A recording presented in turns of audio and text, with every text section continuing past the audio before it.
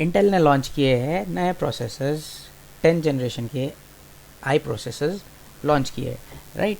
सो जैसे आप देख सकते हैं इंटेल ने i9 10900K से लेके 10900KF, 10900 प्लेन और 10900F, वैसे i7 के लिए 10700K, 10700KF, 10700 और 10700F, फिर i5 के लिए 10600K, 10600KF, 10600, 10500, 10400, 10400F, i3 के लिए 10320, 10300 और 10100 लॉन्च किए हैं, राइट।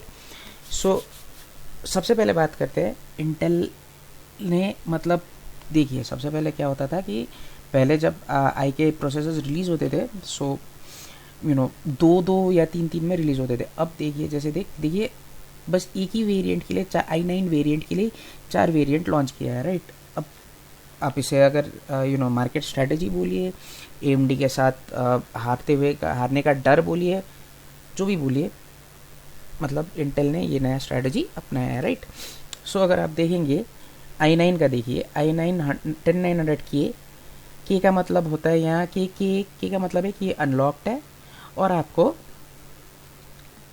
इंटेल ग्राफिक्स कार्ड इसमें मिल रहा है, इंटेल 630 GPU आपको यहाँ मिल रहा है अनलॉक के साथ, राइट। और KF का मतलब है कि आपका अनलॉक्ड है पर आपको GPU यहाँ मिल नहीं रहा है, जैसे। और फिर अब यहाँ 10900 जो सादा वाला इंटेल है वो देखिए, इसमें आपको अनलॉक नहीं मिलेगा आपको, पर आपको इंटेल ग्राफिक्स मिलेगा। सेम अगर आप कंपेयर करेंगे 10900F, राइट, ये आपका विदाउट ग्राफिक्स मिल रहा है। अगर आप TDP देखेंगे तो की सीरीज़ जो अनलॉक सीरीज़ है वो आपका ले रहा है 125 वाट का TDP ले रहा है, और जो मतलब नॉट अनलॉक सीरीज़ है, अनअनलॉक्ड सीरीज़ है, राइट, वो अगर आप सब में देखिए तो 65 वाट का TDP ले रहा है, राइट। और जो i7 तक का है, ये जो 10 जनरेशन का i7 तक का है, i7 तक ये 2 चैनल DDR4 2900 मेगाहर्ट्ज़ तक का मेमोरी ये सपोर्ट कर रहा है। अगर आप देखेंगे इतने सारे प्रोसेसर्स तो लॉन्च किए हैं, पर यहाँ इजीली मतलब मार्केट में अवेलेबल, मतलब सब अवेलेबल नहीं होंगे। अगर आप i9 की बात करें, i9 आपका वही 10 कोर 20 थ्रेड में मिल रहा है, i7 8 core 16 thread, i5 6 core 12 thread और i3 4 कोर 8 थ्रेड में मिल रहा है आपका, राइट। और ये सब है 14 नैनोमीटर प्लस प्लस प्लस के आर्किटेक्चर में अभी भी यही बन रहा है, राइट। तो मैं क्यों, मतलब साथ ही साथ अगर आप देखेंगे, ठीक है, साथ ही साथ अगर आप देखते हैं तो राइजन ने भी अपना जो 3000 सीरीज़ था उसे अपडेट किया है, राइट। अपडेट का मतलब क्या है कि जो 3900X था पहले, वो 3900XT बन गया, 3800XT बन गया और 3600XT बन गया। सो X से XT में क्या डिफरेंस है अगर आप देखेंगे, ज़्यादा कुछ नहीं, बूस्ट फ्रीक्वेंसी थोड़ा बढ़ा दिया गया है और प्राइस थोड़ा ज़्यादा कर दिया गया है, पर भी जो मतलब परफॉर्मेंस है, सिंगल कोर परफॉर्मेंस में इस बार राइजन ने काम किया है, बूस्ट स्पीड बढ़ा के, राइट। सो ऑब्वियसली अगर आप यहाँ देखते हैं इंडियन मार्केट के हिसाब से, अगर आप देखते हैं, मैं ऑलवेज़ ये कहता हूँ कि मैंने अपने जितने दोस्तों को भी कॉन्फ़िगरेशन का, रिग का कॉन्फ़िगरेशन दिया, जितना भी किया है, I always suggest to go for your AMD processor. क्यों? अगर आप देखते हैं, राइट, सबसे पहला बात है कि इंडियन मार्केट में अगर प्राइस देखते हैं, राइट, i7 10700, राइट, जो मतलब नया सीरीज़ है, राइट, अगर आप इसका प्राइस देखते हैं और अगर आप इसी के बजट में अगर आप देखते हैं, राइट, i7 10700 जो प्रोसेसर है 8 कोर 12 थ्रेड के साथ, जो नया सीरीज़ का है, राइट, ये अनलॉक वर्जन है नहीं, आपका नॉर्मल सादा वर्जन है विथ इंटीग्रेटेड GPU, राइट। ये अगर आप देखते हैं इंडियन मार्केट में इसका प्राइस है 34,699, राइट, 34,700 बोलिएगा, बोलने से भी होगा। और अगर आप इसी के कंपैरिजन में जो R7 है, Ryzen 7 3700X, राइट, वो अगर आप देखते हैं 3700X 8 कोर, राइट, वही सेम 8 कोर 16 थ्रेड के साथ, तो आपको ये 30,500 के आसपास में मिल जाएगा। सो सबसे पहला बात है प्राइस, सेम प्राइस में, मतलब कम प्राइस में, इफ़ नॉट बढ़िया AMD इंटेल के बराबर का परफॉर्मेंस दे रहा है।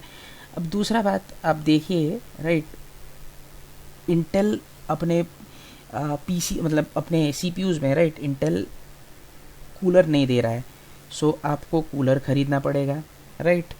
और अगर आप देखिए, मेन चीज़ है कि अगर आप i7 i9 यूज़ कर रहे हैं, राइट, आप वो सस्ता वाला कूलर तो आप लेंगे नहीं, आपको वहाँ कूलर के लिए इन्वेस्ट करना पड़ेगा।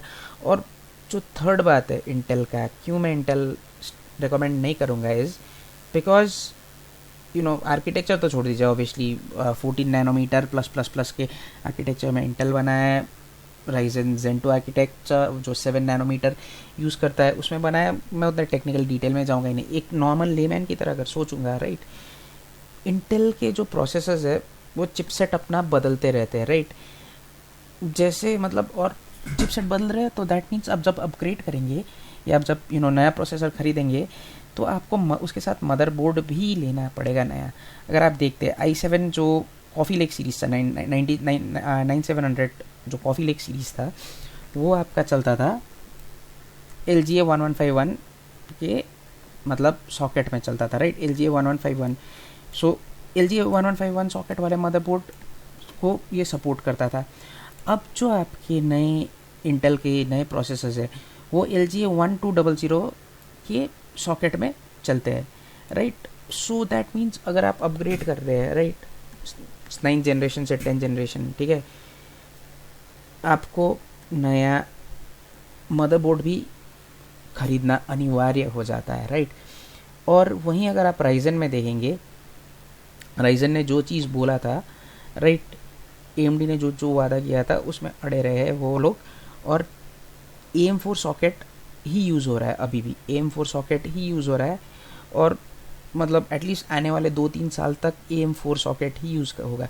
सो दैट मीन्स अगर आप अभी एक AMD का प्रोसेसर खरीदते हैं, एटलीस्ट नेक्स्ट 2 ईयर्स 3 ईयर्स में भी आपका प्रोसेसर का प्राइस, मतलब आपका जो मदरबोर्ड है, आपको वो चेंज करना नहीं पड़ेगा। That means you can focus on other things to include in your PC। और आई विल स्टिल सजेस्ट कि आप राइजन ही ले एज़ कम्पेयर टू इंटेल। और जो जितने पैसे बचते हैं उस पैसे से आप you invest in something else, you invest in a better card, और you invest in a better memory, you invest in more memory. So आपका जो पैसा वो साइकिल हो जाता है, आप कहीं और यूज़ कर सकते हैं, राइट। सो अगर आपको वीडियो पसंद आई हो तो प्लीज़ लाइक कीजिएगा, शेयर कीजिएगा और सब्सक्राइब कीजिएगा to my channel. Thank you.